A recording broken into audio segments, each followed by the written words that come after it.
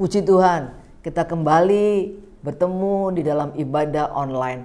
Sebelum kita mendengarkan firman Tuhan, mari kita mau berdoa lebih dahulu.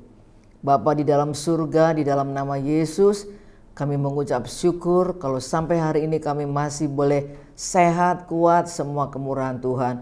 Sebentar kami mau mendengarkan firman Tuhan, urapi hamba-Mu, biarlah pelajaran firman Tuhan boleh menjadi berkat bagi kami khususnya wanita Deborah. Dalam nama Yesus kami berdoa, haleluya, amin.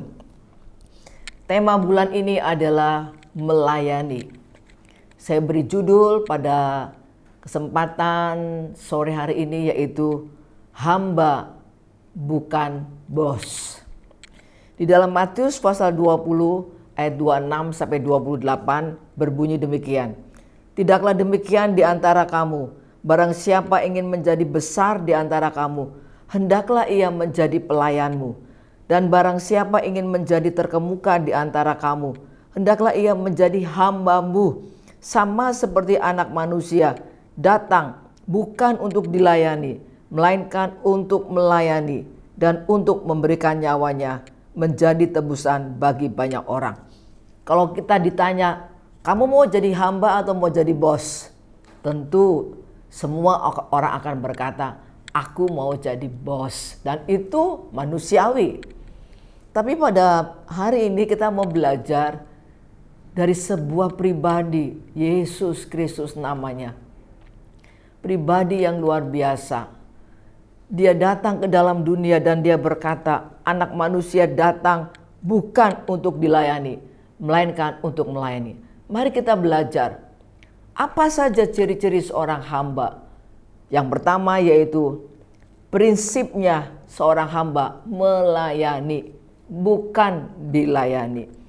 Di dalam Filipi pasal 2 ayat yang ke-6 sampai ke-7, yang walaupun dalam rupa Allah tidak menganggap kesetaraan dengan Allah itu sebagai milik yang harus dipertahankan, melainkan telah mengosongkan dirinya sendiri dan mengambil rupa seorang hamba dan menjadi sama dengan manusia. Yesus, dia datang ke dalam dunia menjadi sama dengan manusia dan mengambil rupa seorang hamba. Artinya di dalam pelayanannya dia menempatkan dirinya, memposisikan dirinya sebagai seorang hamba yang sukanya melayani, bukan dilayani. Dan selama Yesus ada di bumi 33,5 tahun, kita tahu bahwa seluruh hidupnya dia berikan untuk umat manusia. Dia tidak memikirkan dirinya sendiri. Dia melayani banyak orang-orang. Dia memberi makanan, mengadakan mujizat, memberikan khotbah-khotbah, menyampaikan firman, melayani murid-muridnya, dan sebagainya dan sebagainya. Hidupnya dipakai untuk melayani Tuhan, melayani sesama. Ibu-ibu yang dikasih oleh Tuhan, punyalah prinsip seorang hamba. Yang pertama yaitu melayani. Jangan kita maunya dilayani, jangan kita maunya merintah-merintah, jangan kita maunya apa-apa saya, apa-apa aku. Tapi punyalah prinsip seperti Yesus. Dia menjadi seorang hamba yang datang ke dalam dunia untuk melayani, bukan dilayani. Di dalam Lukas 22 ayat 27b, bukankah dia yang duduk, sebab siapakah yang lebih besar, yang duduk makan atau yang melayani? Bukankah dia yang duduk makan? Tetapi aku ada di tengah-tengah kamu sebagai pelayan. Sebagai pelayan. Sebagai pelayan dan mendudukan dirinya sebagai seorang hamba. Harusnya Yesus adalah Raja segala raja. Dia bisa saja menjadi seorang bos, menjadi seorang pemimpin besar, menjadi seorang yang dilayani. Tapi dia tidak mau, dia memberi contoh yang sangat luar biasa dalam kehidupannya, yaitu menjadi seorang hamba dan yang selalu punya prinsip melayani, bukan dilayani. Yang kedua, apalagi ciri-ciri seorang hamba? Di dalam Yohanes 13 ayat yang ke-5 dikatakan, kemudian ia menuangkan air ke dalam sebuah basi dan mulai membasuh kaki murid-muridnya, lalu menyekanya dengan kain yang terikat pada pinggangnya itu. Yesus membasuh kaki murid-muridnya. Pelajaran yang kedua dari seorang hamba, yaitu bicara tentang kerendahan hati. Kerendahan hati. Yesus, dia memberi teladan, membasuh kaki para murid-muridnya. Dia ingin mengajarkan kepada murid-muridnya bahwa tidak ada sesuatu pun yang perlu disombongkan. Padahal menurut saya, pribadi yang paling pantas untuk bersombong ria adalah Yesus. Pribadi yang paling pantas untuk membanggakan diri adalah Yesus. Tapi no, Yesus tidak melakukan hal itu. Dia justru ingin mengajarkan kepada kita sebagai seorang hamba, belajarlah rendah hati. Suatu hari di dalam sebuah seminar di Hawaii, ada seorang yang sedang bersih-bersih di, permisi kata, di toilet. Lalu ada peserta seminar itu datang. Peserta itu menyangka bahwa dia adalah dari outsourcing, pembersih atau cleaner, pembersih kamar mandi, toilet. Tapi ketika dia masuk ke dalam seminar itu, dia kaget. Ternyata orang yang bersih-bersih toilet itu adalah penyandang dana dari seminar tersebut. Dia kaget. Lalu dia belajar bahwa, oh, seorang yang kaya aja mau turun untuk melakukan bersih-bersih di toilet. Karena di situ diajarkan bahwa semua harus punya prinsip humble, rendah hati. Ibu-ibu yang dikasih oleh Tuhan, tidak ada yang bisa kita banggakan dalam hidup ini. Tidak ada yang bisa kita sombongkan. Kalau kita bisa melayani ABC, kita bisa melakukan sesuatu yang wah, mari kembalikan semua. To God be the glory. Semua untuk hormat dan kemuliaan Tuhan. Apa yang bisa kita lakukan, sekecil maupun sebesar apapun, semua karena Tuhan. Yesus mengingatkan kita di dalam Lukas pasal 17 ayat yang ke-10. Demikian jugalah kamu, apabila kamu telah melakukan segala sesuatu yang ditugaskan kepadamu, hendaklah kamu berkata, kami adalah hamba-hamba yang tidak berguna. Kami hanya melakukan apa yang kami harus lakukan. Yesus mengingatkan kepada para murid, berkatalah bahwa kita hamba-hamba yang tidak berguna. Kami hanya melakukan apa yang kami harus lakukan. Poin kedua, apa kriteria seorang hamba? Kriteria seorang hamba rendah hati. Biarlah ini menjadi satu perenungan bagi kita. Apakah di dalam hidup kita bosi, sombong, seperti seorang bos, tidak mau melakukan hal-hal yang kecil, atau kita sudah menempatkan diri kita humble, rendah hati. Tuhan, kalau aku bisa memberi, itu semua karena Tuhan.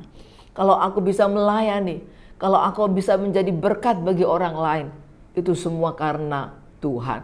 Kalau aku bisa melayani Tuhan, jadi WL, jadi singer, pembawa firman, aku bisa besuk, bisa memberi, aku bisa menyekolahkan orang lain, aku bisa memberkati orang lain. Jangan sekalipun kita menyombongkan diri, tapi terus berkata bahwa kami hamba yang tidak berguna. Kami hanya melakukan apa yang harus kami lakukan. Be humble seperti Yesus yang memberi contoh rendah hati. Prinsip yang ketiga, seorang hamba. Seorang hamba di dalam Titus pasal 2 ayat yang ke-9. Hamba-hamba hendaklah taat kepada tuannya dalam segala hal dan berkenan kepada mereka. Jangan membantah. Bagus sekali nih ayat. Hamba-hamba, prinsip yang ketiga, sebagai hamba taat kepada perintah tuannya dan jangan membantah. Kalau di dalam militer, apapun yang diperintahkan oleh komandan, oleh kepala, selalu harus siap. Siap dan. Selalu harus berkata siap dan. Apapun. Walaupun dia sedang di rumah, walaupun dia sedang berlibur, walaupun dia sedang ambil off. Siap dan. siap dan. Begitulah prinsip seorang hamba, taat kepada perintah tuannya. Ibu-ibu yang dikasih oleh Tuhan, tempatkan diri kita untuk belajar taat apa yang Tuhan katakan. Saya beri contoh, seorang pembantu rumah tangga, permisi kata, asisten rumah tangga. Kalau kita suruh, dia tidak bisa membantah. Permisi kata, kita suruh misalkan jam 10 malam lapar, Mbak bikinin Indomie Mbak. Mbaknya lagi tidur, kita bangunkan, Mbak bikinin Indomie. Mbak itu tidak bisa bilang, Tuan, Nyonya, tahu tidak sih saya lagi tidur? Kok suruh-suruh saya malam-malam? Tidak. Sebagai hamba, sebagai asisten rumah tangga, pasti dia akan taat apa yang Nyonya majikan itu perintahkan. Ya, Nyonya, saya akan buatkan mie walaupun tengah malam, walaupun dia sudah tidur tadi. Apa yang kita pelajari? Jadilah hamba yang menurut apa kata firman, apa kata Tuhan. Kalau Tuhan bilang, tolong si A, bantu dia perlu, bantu. Kalau Tuhan bilang, kerjakan ini, kunjungi dia, besuk dia, berkati dia, lakukan itu. Kalau Tuhan bilang, ampuni dia salah sama kamu, tapi ampuni mertuamu, kasihi mertuamu. Taat, ibu-ibu, taat. Walaupun mungkin gak cocok dengan kita, jadilah hamba yang taat apa yang Tuhan suruh. Jangan membantah, jangan ngeyel, jangan berontak, jangan tidak nurut. 3 hal yang kita pelajari. Hamba, bukan bos. Dan itu yang Tuhan sudah teladankan. Yang pertama, sebagai seorang hamba, punya prinsip melayani, bukan dilayani. Memberi waktu, memberi hidup seperti Tuhan, memberi hidupnya untuk melayani. Yang kedua, hamba berarti rendah hati. Jangan sedikit pun kita ambil sombong. Jangan kita sedikit pun bangga diri. Ini karena aku, ini aku hebat, aku bisa. Coba kalau bukan aku, mana bisa ini? Jangan.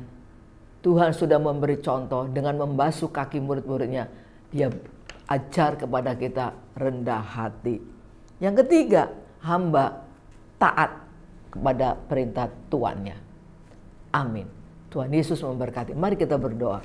Terima kasih Tuhan, kami sudah mendengarkan firman-Mu. Biar kami sebagai ibu-ibu wanita Deborah menjadi hamba yang mengikuti keteladanan Tuhan, yang mengikuti prinsip-prinsip yang Tuhan sampaikan.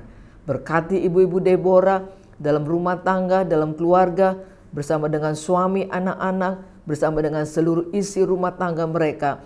Biar ibu-ibu semakin bertumbuh di dalam karakter Kristus, semakin mengasihi Tuhan dan mencintai Tuhan. Terima kasih Bapa, biar hati hamba boleh ada pada setiap pribadi wanita Deborah. Dalam nama Yesus kami berdoa. Amin.